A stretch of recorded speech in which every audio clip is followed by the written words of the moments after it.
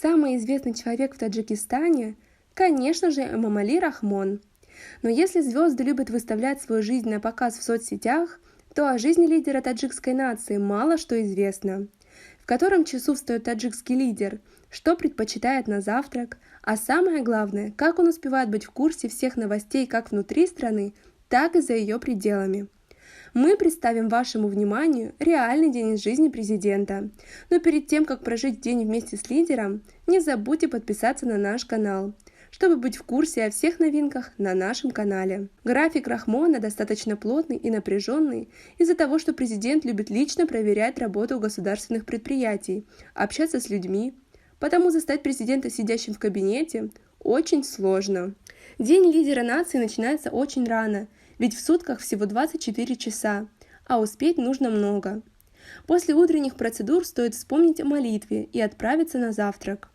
Несмотря на свою статусность, питается президент достаточно просто, в традициях таджикской кухни. Но, как признается сам Эмомали Рахмон, он не против, когда жена балует его вкусными блюдами. После вкусного завтрака лидер отправляется на работу.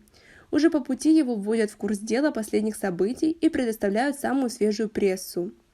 Так как в графике президента много поездок и встреч, то подобное ему часто приходится делать в автомобиле, к чему он уже привык.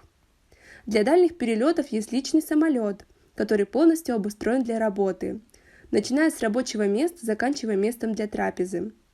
И вот, пора встречаться с народом. Главу государства встретили культурной программой на территории временно оборудованного аэропорта.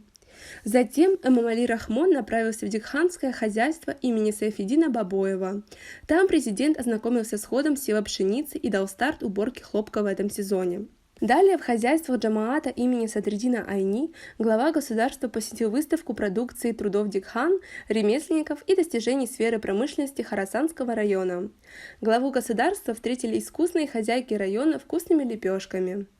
Далее Эмомали Рахмон отправился в район Абдурахмон-Джами, где его встретили руководство, актив, ветераны, представители молодежи, работники образования и культуры.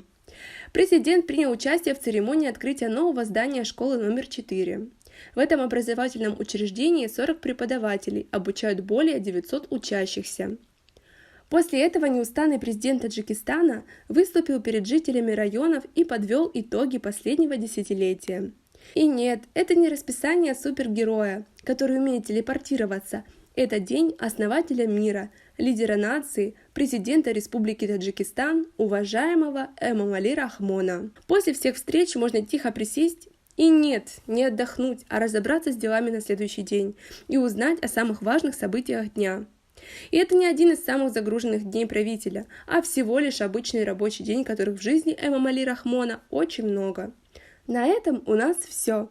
Оцените наше видео подпиской и лайком.